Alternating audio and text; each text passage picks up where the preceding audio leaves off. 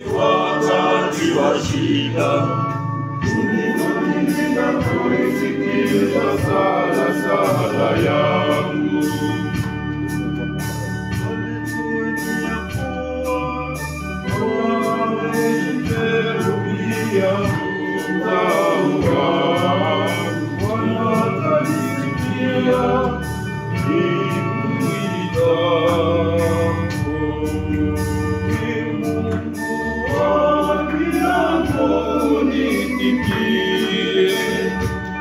Unitikie nikuitapo, Mungu haki yangu, unitikie nikuitapo. Umenifanyizia nafasi wakati wa shida, umenilinda kusikiliza sala yangu. Umenifanyizia nafasi wakati wa shida, umenifanyizia kusikiliza sala yangu. Ce matin, nous sommes en action de grâce avec Benjamin Wassilien du Témira, qui dit merci au Seigneur pour les dons et les merveilles dont il est bénéficiaire dans sa vie, surtout pour lui avoir accordé un an de plus. Il demande la grâce de la sagesse, la crainte de l'Éternel par l'intercession de Saint Benjamin. Il implore la bénédiction pour toute sa famille, ses amis et ses connaissances. Au nom du Père, et du Fils et du Saint-Esprit. Amen. La grâce de Jésus le Christ, notre Seigneur, l'amour de Dieu le Père, et la communion de l'Esprit Saint soit toujours avec vous. Et avec votre esprit. Frères et sœurs, préparons-nous à célébrer le mystère de l'Eucharistie en reconnaissant que nous avons péché. Prends pitié de nous, Seigneur. Nous avons péché contre toi. Montre-nous, Seigneur, ta miséricorde. Et nous serons sauvés. Que de toute puissance nous fasse miséricorde, qui nous pardonne nos péchés, nous conduise à la vie éternelle. Amen. Seigneur Dieu, tu renouvelles ce monde par la force inexprimable de tes sacrements. Fais que ton Église progresse par ce moyen du salut et ne manque jamais de tes secours ici-bas. Par Jésus-Christ, ton Fils, notre Seigneur, qui vit et règne avec toi dans l'unité du Saint-Esprit, Dieu pour le siècle des siècles. Amen. Première lecture, la création nouvelle. Lecture du livre d'Isaïe, chapitre 65, du 17e au 21e verset. Parole du Seigneur. Oui, je vais créer un ciel nouveau et une terre nouvelle.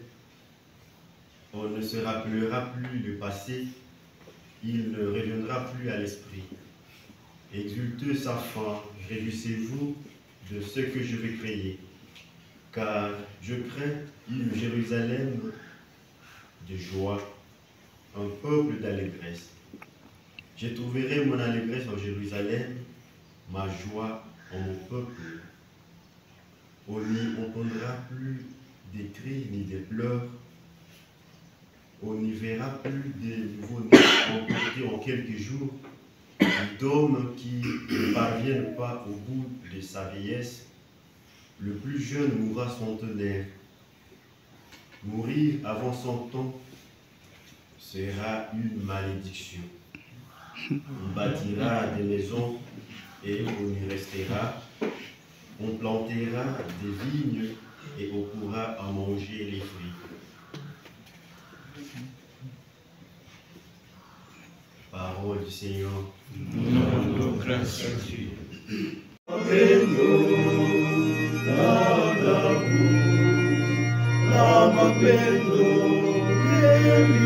Heri wenye kusikiliza neno lake Mungu Mwenyezi, hakika wenye kulishika hataishi milele, hataishi milele. Le Seigneur soit avec vous. et avec votre esprit. Évangile de Jésus-Christ selon saint Jean. Jean chapitre 4, du 43e au 54e verset. Jésus, après avoir passé 2 jours chez les Samaritains, partit pour la Galilée. Lui-même avait attesté qu'un prophète n'est pas honoré dans son propre pays. Il arriva donc en Galilée. Les Galiléens lui firent bon accueil, car ils avaient vu tout ce qu'il avait fait à Jérusalem pendant la fête de la Pâque, puisqu'ils étaient allés eux aussi à cette fête. Ainsi donc, Jésus revint à Cana, en Galilée, où il avait changé l'eau à vin. Or, il y avait un fonctionnaire royal dont le fils aîné était malade à Capharnaüm. Ayant appris que Jésus arriva de Judée en Galilée, il alla le trouver. Il lui demandait de descendre à Capharnaüm pour guérir son fils qui était mourant. Jésus lui dit, « Vous ne pourrez donc pas croire à moins d'avoir vu des signes et des prodiges. » Le fonctionnaire royal lui dit, « Seigneur, descends avant que mon enfant ne meure. » Jésus lui répond, « Va, ton fils est vivant. » L'homme crut à la parole que Jésus lui avait dite et il partit. Pendant qu'il descendait, ses serviteurs arrivèrent à sa rencontre et lui dirent que son enfant était vivant. Il voulut savoir à quelle heure il s'était trouvé mieux. Ils lui dirent, « C'est hier, au début de l'après-midi, que la fièvre l'a quitté. » Le père se rendit compte que c'était justement l'heure où Jésus lui avait dit, « Ton fils est vivant. » Alors il crut avec tous les gens de sa maison. Tel le second signe que Jésus accomplit lorsqu'il revint de Judée en Galilée. Acclamons la parole du Seigneur Jésus. La dialectique du déjà là et du pas encore là du royaume de Dieu. Bien chères sœurs, frères, bonjour. Il faut situer les lectures d'aujourd'hui dans notre montée vers Pâques. Je dirais qu'elles s'inscrivent dans la continuité de celle d'hier, le 4e dimanche du carême, annonçant déjà la joie de la rédemption imminente. C'est en fait une anticipation de la joie pascale. Dans la première lecture, Isaïe annonce les temps nouveaux où tout sera rose. Point de souffrance, plus de pleurs ni de cris. Il appelle le peuple des dieux d'exulter sa fin pour cette nouveauté, un ciel nouveau et une terre nouvelle, promis par le Seigneur. Il s'agit ici de l'annonce du temps messianique, tant attendu par le peuple élu, qui espère à une délivrance beaucoup plus politique, un peuple aux os desséchés, à l'espérance détruite, comme nous le présente Ézéchiel 37, verset 11. Certes, une promesse ravive l'espérance, mais la situation reste la même. Un autre problème, c'est de savoir si ces temps nouveaux annoncés par les prophètes est de ce monde ou non. Car même après la venue du Messie, le Christ, les mots circulent massivement ici.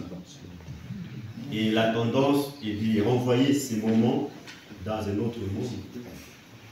Si là-bas nous aurons ce que nous n'avons pas ici, mais auquel nous aspirons du profond de notre être, pourquoi ne pas l'anticiper en cette vie? C'est en cela qu'a consisté la vie de Jésus. Il passait partout en faisant le bien. Acte 10, 38. Il était venu sauver tout l'homme car il était conscient de l'emprise que les corps pouvaient avoir sur l'âme, dont découle la nécessité d'avoir une âme sainte dans un corps saint. Tout le prodige qu'il opérait, à l'occurrence la guérison que nous rapporte le récit évangélique d'aujourd'hui, concourt à ce but.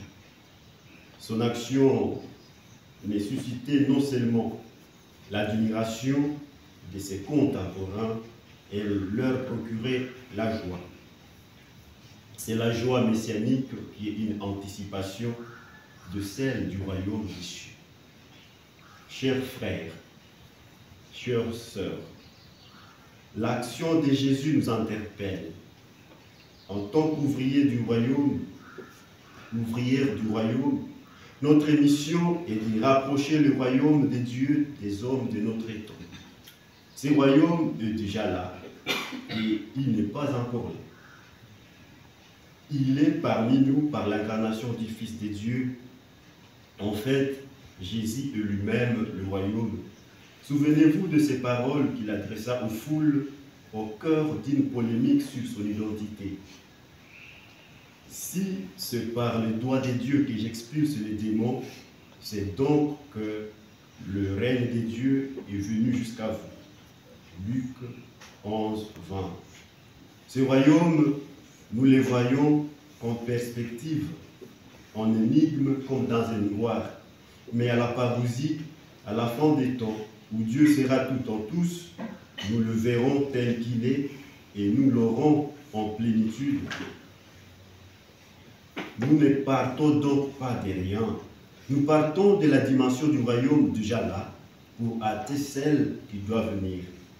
Celle-ci est parfaite. Elle est, on dirait, comme ce monde nouveau annoncé par Isaïe, où il n'y aura plus de pleurs, où le plus jeune mourra centenaire, où on bâtira des maisons pour y vivre paisiblement, et où les champs donneront des bonnes récoltes. Ah, quelle merveille! Qui peut ne pas désirer ce monde en voyant des défis sécuritaires, alimentaires et sanitaires de notre société qui raccourcissent drastiquement notre espérance de vie? Cette dimension du royaume qui raconte effectivement les aspirations humaines. Nous n'avons donc pas à l'attendre. Nous pouvons l'anticiper en nous inspirant de lui pour améliorer nos conditions de vie. En fait, nous ne devons pas attendre passivement ce royaume, mais plutôt la construire. C'est cela, à mon avis, vouloir que le règne de Dieu vienne, que sa volonté soit faite sur la terre comme au ciel. Matthieu 6, 10. C'est ainsi que, dans l'esprit de notre fondateur, le vénéré Père Emmanuel d'Alzon, nous voulons faire nôtre les grandes causes de Dieu et de l'homme, nous porter là où Dieu est menacé dans l'homme et l'homme menacé comme l'image de Dieu. Règle de vie, numéro 4. Mais combien de fois pensons-nous aux misères de notre monde, aux problèmes de notre société?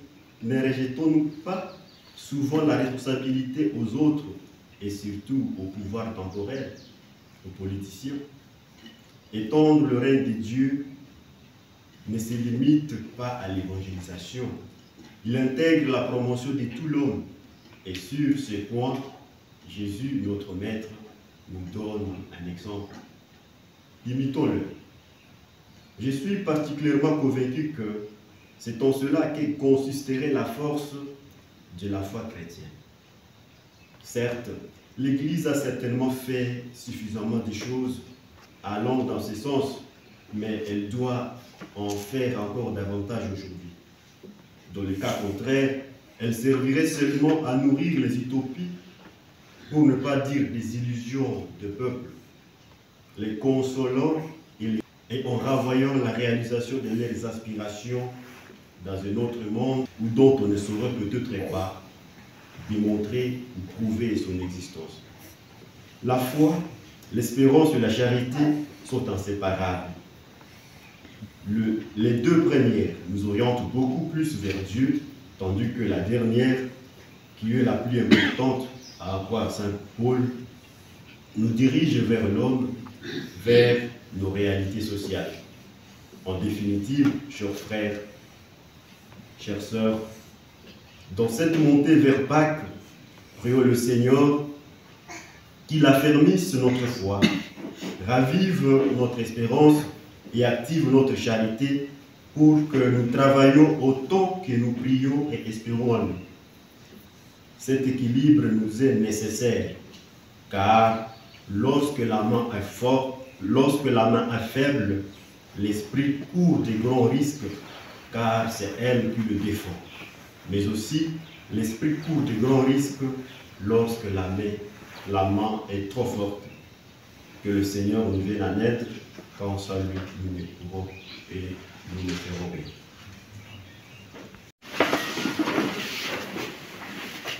Que tes sacrements, nous t'en prions Seigneur, nous renouvellent et nous fassent revivre, qu'ils nous sanctifient et nous conduisent ainsi aux biens éternels.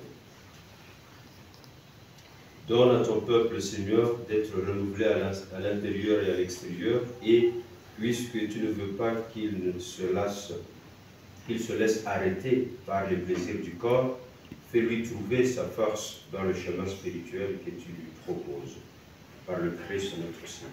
Amen.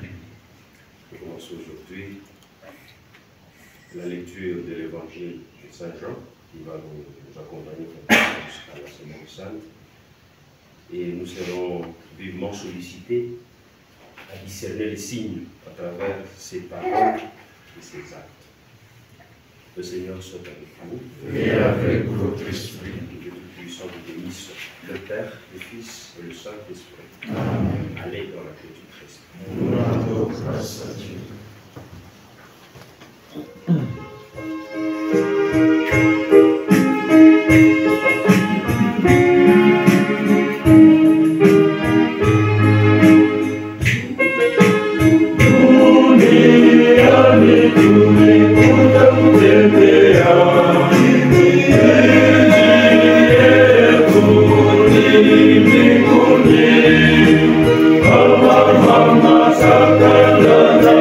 With